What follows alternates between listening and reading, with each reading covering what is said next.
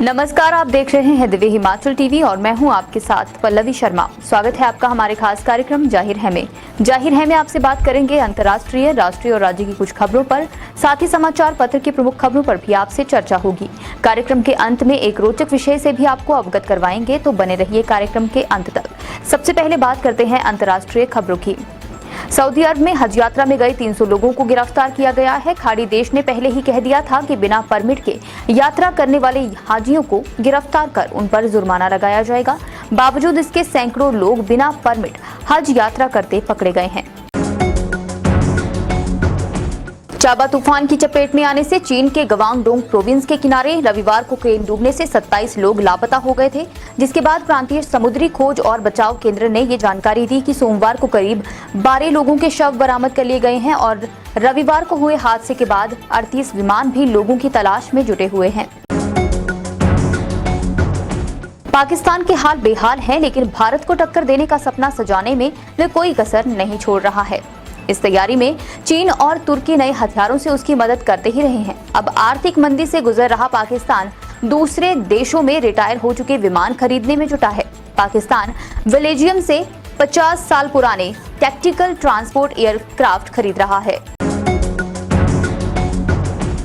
अब बात करते हैं राष्ट्र की प्रमुख खबरों की।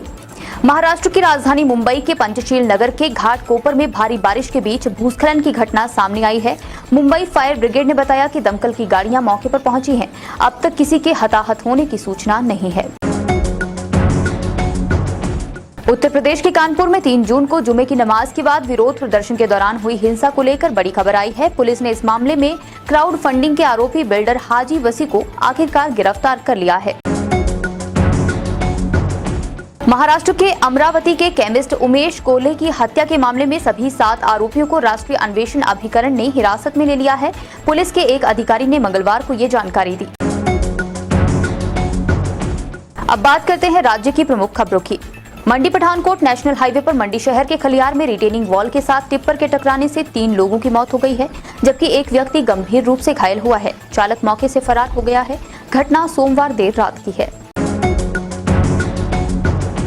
हिमाचल प्रदेश में अभी मानसून की शुरुआत ही हुई है और ये लोगों के लिए आफत बनकर आ गया है। बीते एक हफ्ते में कई स्थानों पर बाढ़ की स्थिति देखी गई, तो कई स्थानों पर भूस्खलन की घटनाएं सामने आई हैं। आपदा प्रबंधन प्रकोष्ठ की तरफ से दी गई जानकारी के अनुसार 29 जून से लेकर 3 जुलाई के बीच 25 लोगों की मौत हुई है और 27 घायल हुए हैं। सैंज घाटी के शेनसर सड़क में जंगला के समीप बस हादसे में 13 लोग काल का ग्रास बन गए। बस ड्राइवर की लापरवाही से यह हादसा हुआ। बताया जा रहा है सड़क पर लैंडस्लाइड होने की वजह से सड़क तंग थी, लेकिन ड्राइवर ने इसके बावजूद बस को वहां से निकालने की कोशिश की। इस दौरान बस का टायर सड़क से बाहर निकल गया, जिसके बाद बस सीधे 70 मीटर नीचे सड़क में जा गिरी। जैसे ही बस गिरी, ड्राइवर गोपाल बस से दूर झाड़ियों में गिर गया। अब बात करते हैं अखबार की प्रमुख खबरों की। कुल्लू जिला की सैंज घाटी में सोमवार सुबह हुए बस हादसे में 13 लोगों की मौत हो गई है। बस में 15 लोग सवार थे, जिसमें से सिर्फ चालक परिचालक ही सुरक्षित बचे हैं।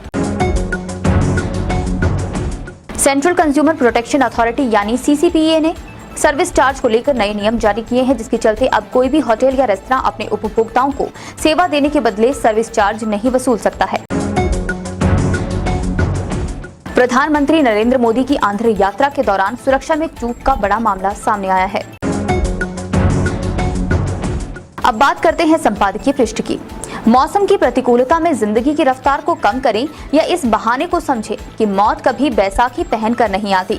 इस लेख को आप मौत के पिंजरे में बस शीर्षक के साथ हमारे संपादकीय पृष्ठ में पढ़ सकते हैं। इसके अलावा पहाड़ों को आतंकित करती बरसातें भी आप यहाँ पढ़ सकते हैं, जिसके लेखक हैं रमेश पठानिया। डॉक्टर अश्विनी महाजन का लेख ई ट्रांसमिशन पर कस्टम ड्यूटी जरूरी लेख भी यहाँ छपा है।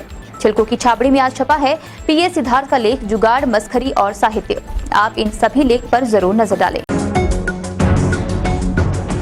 अब बात करते हैं आज के रोचक विषय की। किसी को शादी करनी है या नहीं, ये उनका व्यक्तिगत निर्णय होता है। कई बार लोग जीवन भर सिंगल रहना भी पसंद करते हैं, तो कई बार लोगों को 30 साल के बाद ही शादी करना ठीक लगता है। कुछ लोग जल्दी शादी करने में विश्वास रखते हैं। शादी जिम्मेदारी का रिश्ता है और अक्सर लोग इससे बचते नजर आते हैं, मगर अमेरिका की एक महिला इस रिश्ते में 11 बार बन चुकी हैं और ऐसा लगता है उसे जिम्मेदारियों से जरा भी डर नहीं लगता। 52 साल की मोनेट डिएस एक इंटीरियर डिजाइनर है। सिंगल मदर हैं और इसके साथ ही दादी भी बन चुकी हैं। इन सब चीजों के बावजूद वो शादी करने से नहीं थक रही हैं। एक रिपोर्ट के अनुसार हाल ही में टीएलसी के शो एडिक्टेड टू मैरिज में मोनेट ने हिस्सा लिया और अपनी जिंदगी के बारे में कई रोचक बातें बताई। आज के जाहिर है कार्यक्रम में बस इतना ही। देखते रहिए दिव्य हिमाचल टीवी।